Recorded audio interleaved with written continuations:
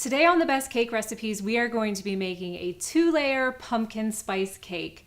This cake has a cream cheese frosting sprinkled with chopped pecans, and it is the perfect dessert for all of your holiday gatherings. Let's get started.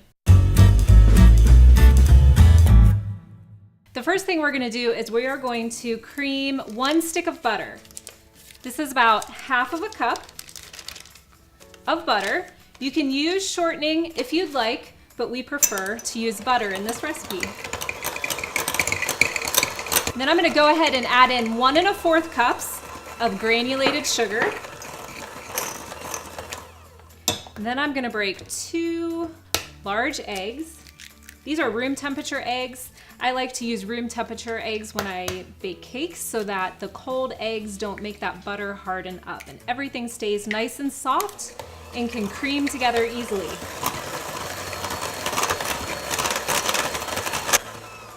Okay, so we're going to set this aside and we're going to go ahead and mix together our dry ingredients. So I'm going to take 2 1/4 cups of cake flour. Now, many of you will ask, can I use all-purpose flour instead? Officially, you probably could, but if you're looking for a light, fluffy cake, you're going to want to buy cake flour. You can find cake flour in the baking aisle at your grocery store. It's normally sold in a box instead of a paper bag. So just go ahead and pick up the cake flour at the grocery store. You'll be glad you did. I'm going to put in 2 1/2 teaspoons of baking powder, half of a teaspoon of baking soda, and then 1 teaspoon of salt, 2 teaspoons of cinnamon, and 1 teaspoon of pumpkin pie spice, which will give it that delicious pumpkin spice flavor. Just gonna whisk that together, try not to make a mess, and then we'll set this one aside. The last part we're gonna mix together is the pumpkin and milk. So I'm gonna scoop 1 cup of solid pack pumpkin. You wanna be sure that you don't buy pumpkin pie filling, because pumpkin pie filling already has the spices in it and it's already sweetened. So just buy canned pumpkin, solid pack pumpkin it's usually called, or you can roast your own pumpkin and use fresh pumpkin if you'd like. And then to that, I'm gonna go ahead and add 3/4 of a cup of milk.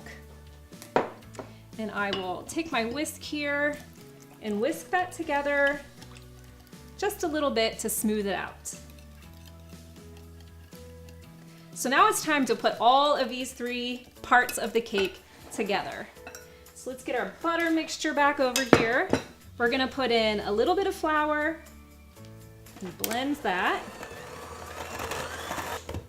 And then we'll put in about half of our pumpkin mixture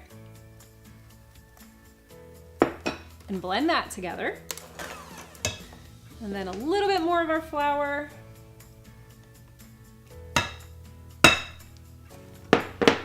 Mix. We'll scoop the remaining pumpkin mixture in there. Set that aside and mix. And then the last bit of flour. And let's get that mixed. I'm gonna go ahead and scrape the sides of the bowl just to make sure it all gets in there, mixed up really well.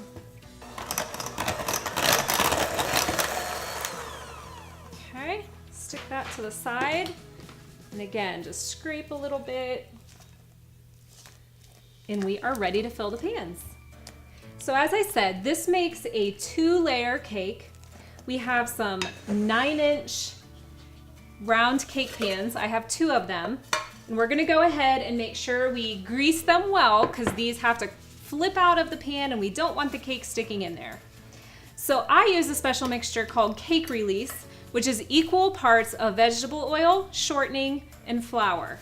You just mix those together and it makes this spectacular little combination that allows cakes to come out perfectly from the pans every time. If you don't want to take the time to mix up some Cake Release, just grease the pans with shortening. I highly recommend using shortening. And then you can dust the pans with flour. Make sure you get in the corners there so the cake comes out cleanly. And then we're gonna divide the batter equally between these two pans. This is a nice thick batter. It's not really runny. The pumpkin keeps it nice and thick, almost fluffy like. I have the oven preheated to 350 degrees. And these are gonna bake for about 20 to 22 minutes, depending on your oven and depending on the exact size pan you have. These bake up so nicely. It's really, if you're not used to making homemade cakes, this is a great one to start with. I find pumpkin to be very forgiving when you bake with it. It's hard to mess it up. So let's get these in the oven. So in this bowl, I have 5 1/4 cups of powdered sugar. And to it, I'm going to add 12 ounces of cream cheese. This is softened. You want to make sure it's softened cream cheese so that it mixes together well. That's 8 ounces, and then I have another half of a package for another 4 ounces. Then I'm gonna add in 1 cup of butter plus an additional 2 tablespoons. You can blend the butter and the cream cheese separately if you'd like. For this time, I'm just throwing it all together. I'm also gonna put in a touch of vanilla. I'm gonna take my blender here and mix it all up. My butter and cream cheese were really soft, so if yours were not soft, that would be a good time to blend the butter and cream cheese together first, just to get all those lumps out. But I knew mine were really soft, so we were good to go. If you happen to have a stand mixer, this is a great recipe to use a stand mixer for. It's a little bit of an arm workout because you need to mix this frosting for about 3 minutes just to get it nice and light.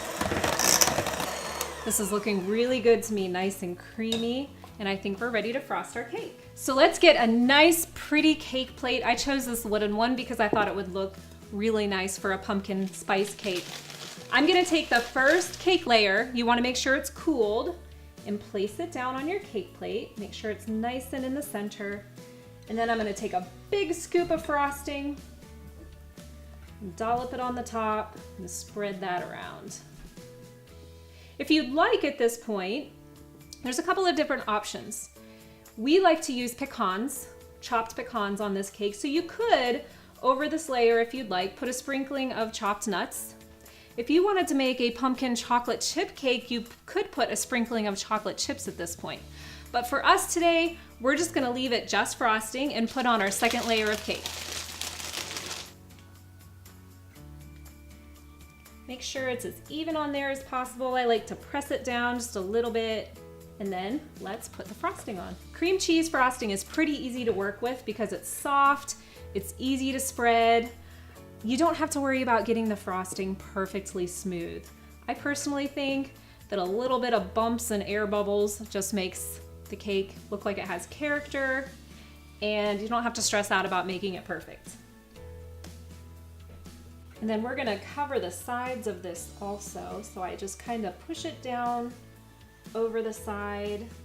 This would also be good as a naked cake, which means you just barely skim the outside of the cake with frosting.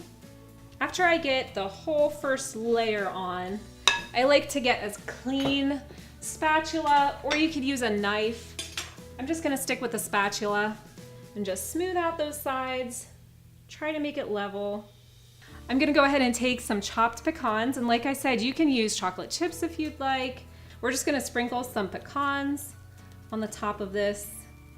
You can also press them up the sides if you'd like for a pretty look. And this, you guys, is our pumpkin spice layer cake. So no fancy cake decorating skills needed. This frosting is really easy to work with. It's an easy from scratch cake to make. So let's go ahead and serve this up. You'll want to store this cake in the refrigerator because it does have the cream cheese frosting. It's okay at room temperature for a little while, but if it's overnight, you'll want to store it in the refrigerator. And also, if it's a very hot day, then this frosting will melt quickly. So you want to make sure you keep it cool. All right, just a little sliver, right? Okay. You didn't see that. Thanks for watching today, guys. I hope you were able to make this cake for a surprise for your family and friends this holiday. Be sure to like, share, tell us some of your favorite pumpkin desserts for the holidays, and be sure to check back often for more delicious cake recipes. Thanks.